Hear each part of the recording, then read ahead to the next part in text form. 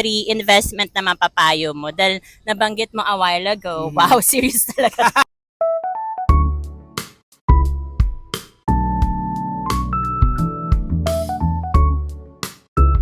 Good morning, mga kananay. Tapos nung pag-uwi ko, So, second andito year yun. si Ate Mylene. Hello, good morning. You say good morning. This is the Good mic. morning. Mabuhay. Mabuhay, Philippines.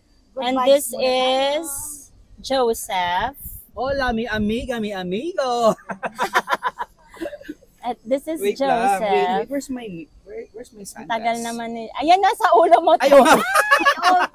Si Konya. And this is Hello. Joseph.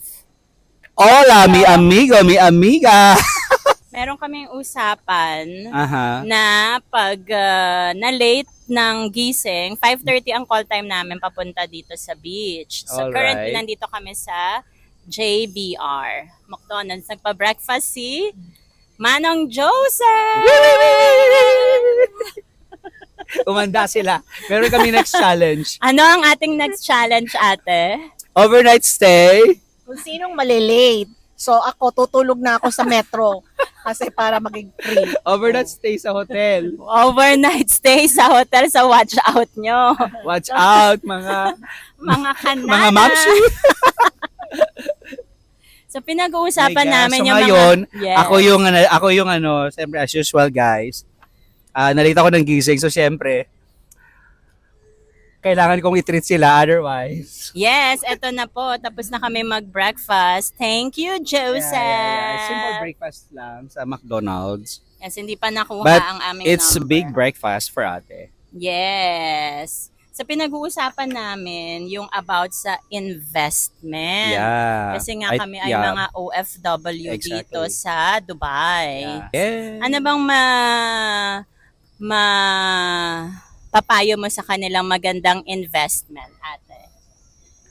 Sa ngayon, marami naman tayong Seryoso? pwedeng paglagyan ng ating pera, investment. So, Ano yung ako, top 3? Sige, top 3 na lang. Ano? top 3 meron akong Kaiser. Kaiser. International. That's insurance. Ah, Top 2. Yeah, that's number one. Philam Life, Number BPI, Insurance again. Philam Life. Top Ano pa 2. ba? Ano yung top 3? AXA, Metrobank. Lahat siya nasa insurance ang kanyang mapapayo. Okay. Wow. Ikaw naman, Joseph, ano naman ang sayo? Well, Ano ang top 3 investment na mapapayo mo? Dahil nabanggit mo a while ago. Wow, serious talaga. ano ba yan? Hanggang Nabanggit mo a while ago na yung tungkol sa MP2. Ano Oh, ba wow. yung ano yung kagandahan ng MP2? So guys, Kasi ganito naengganyo yun. din niya ako. Alright. So guys, ganito yon. So, MP2 is Pag-ibig Savings Fund. Pero, Oo. ano siya, voluntary. Yes. But, bago ka magkaroon ng MP2, kinakailangan you are an active member of Pag-ibig. yes. Dapat meron kang MP1. So, MP1 yung first na. that's the okay, regular okay. savings. MP1 is regular savings. Okay. So, ngayon, kinakailangan active member ka ng Pag-ibig para makapag-open ka ng MP2 MP2. account, which is yun yung voluntary. Magkano ba And then yung first? minimum investment or savings sa MP2 is kayang-kaya ng bawat Pilipino. Wow. As little as 500 pesos, imagine. Oh, wow. So, yeah. So, every Filipino able na makapag-open ng MP2 account. Kaya ganun kababa yung initial na investment na ni-required nila. So, paano mo makukuha yung So, kinita? yeah, so- Gaano katagal mong kailangan iwanan yung 500 pesos mo All right. para makita mo So, yung kinita niya? Yung 500 pesos, actually you can turn it into millions. Wow. Yeah. So, yeah, seriously. Lahat na kami mag-invest sa 500 pesos. Yeah. So, Gaano katagal yun? so if mag-invest ka or alam mo yon, so ipon ka ng let's say 500 on a monthly basis, then for 5 years let's say, Every month. every month. Pero walang sinasabi si MP2 na it's mandatory dapat maglagay ka ng 500 or Every or month. so. Pwedeng isang So, bagsakan. Pwedeng isang Ah. bagsakan, pwedeng monthly or quarterly or annually. Ah, So, okay. For us mga OFW, tas kung may mga ipon naman kayo na mga alam mo yun extra, then alam niyo sa sarili niyo na meron kayong pang-invest na mas malaki, then much better. Ah, So mhm. so pwede kayong mag-invest ng alam mo as big as 100,000 or 1 million depende sa Parang oo excess. ata. Parang maximum nila is Yeah, actually 10 million na maximum. 10 10 million, million one in, time. in one account. At- At yung ROI dyan or yung meron pala dividendo tayong natatanggap sa That MP2. is for 1 year. That is for no? 1 year, yeah. Oo. So every first quarter of the year, may nire-release si Pag-ibig ng dividendo depende sa in-issue ni government kung ilang percent yung kinita ni MP2 sa lahat ng mga borrowers or sa mga nag-lend ay sa mga how you call it nag-borrow ng pera. So based Sa- on your experience, how So, long have based you on my been doing experience, MP2? I've been investing in MP2 for 2 years now. So on my Oh, first wow. year, actually nag-start lang ako sa totoo. Nag-start lang ako guys ng 5,000 pesos. 5,000? Yes, I Tapos started only. kumita ka na ng magkano? Oh No, my actually God. guys, sikreto lang natin to ha. Hindi ganito yon. So, siyempre, just for the sake na magkaroon ako ng MP2 account, so, naglagay muna ako ng 5,000 pesos. So, and then, when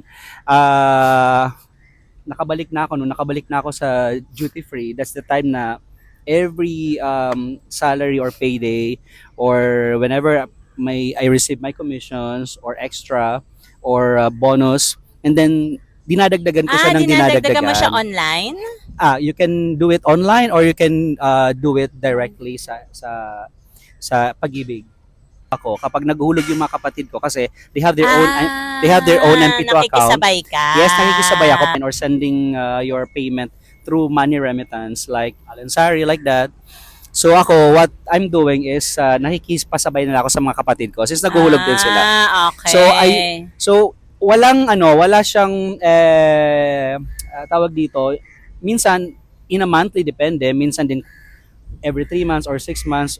Pero pagka hindi, minsan iniipon ko na lang siya the whole year. And then isang hulog. Pagbakasyon mo doon mo. Yes, so isa lang. Okay. Tapos ang kinita mo for that first nasa year, nasa 5 digits na rin siya. 5 digits. Can you imagine? Yeah. Apakalayo ko pa pala. So I think it's for me mas mas kumikita siya based on my experience than compared to parking your money in a regular savings like in the banks. Like traditional savings. Oo, pero kailangan pa rin po natin ng emergency fund Yeah, na exactly. nasa So that's bank. why so don't lagi get us wrong kasi ito Exactly. investment lang tong mga Exactly. pinag-uusapan namin. So that's why lagi kong sinasabi na you invest only what is excess from you. Yes. And so, don't put all your eggs in one basket. Diba? Lagi yun ang sinasabi ni Oo. Warren Buffett. yun din yung So natutunan ko dun kinakailangan sa diversified mo yung Yes. yung pera mo. Let's say Yes. you have it in insurance kasi actually Oo. sa totoo lang Ate have it in insurance and I think Ate you have it also in I real have estate. also, MP1, MP2. Yes. yeah. That is So, only one. She put it also Yeah. in she diversify her investment into insurance.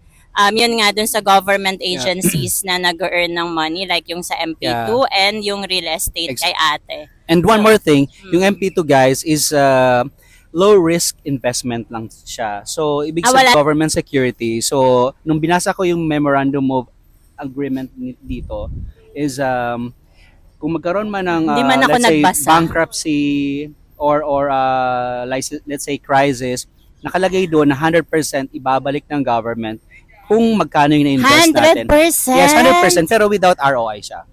So kumbaga, Ako ano yung kung in-invest magkano mo? yung in-invest mo lang. Pero It's guaranteed 100% ibabalik nila yun. Pero pwede mo naman Hanggat may gobyerno, buhay ang pag-ibig. I mean, it's always for the good of every Filipino people.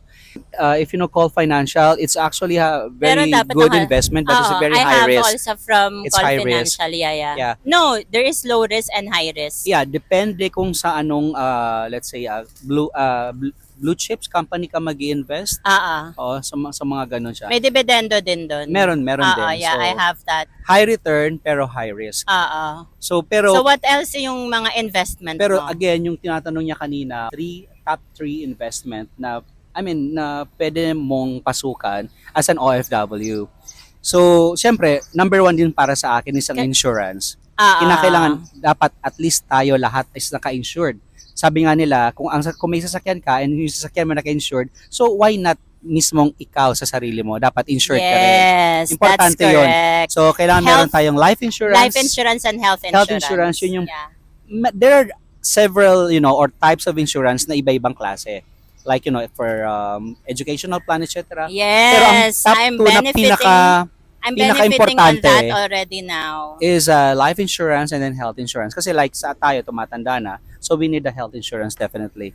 Okay, so Yeah. insurance is your Insurance, second. and then kung conservative ka, hindi ka hindi ka risk taker, then MP2 is So that for is your you. first. MP2 is Your is a- second is insurance. What is your third? the second is the MP2, and then the third, then you can try like the real estate. Real estate, yes. So pare-pareho pala Yeah, tayo. exactly. So insurance, yung sa government agencies, and yung real estate. estate. So pare-pareho kami. Kaya nga, maganda nagkakaibigan kami. Yeah. At to sum it up, ano yung masasabi mo, ate, about investing while all of us Yeah, are like 40 years old Actually, and we above. So ano yung parting words mo sa ating mga viewers? Marami akong viewers, ate. Maniwala lang tayo.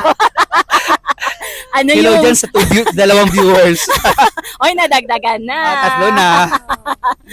Ayun, ate. So, it's not too late na tayo mag-invest, exactly. mag-ipon, habang tayo ay malakas pa at nandito sa abroad kasi syempre ang ating sweldo ay different from the Philippines. So medyo malaki yung value.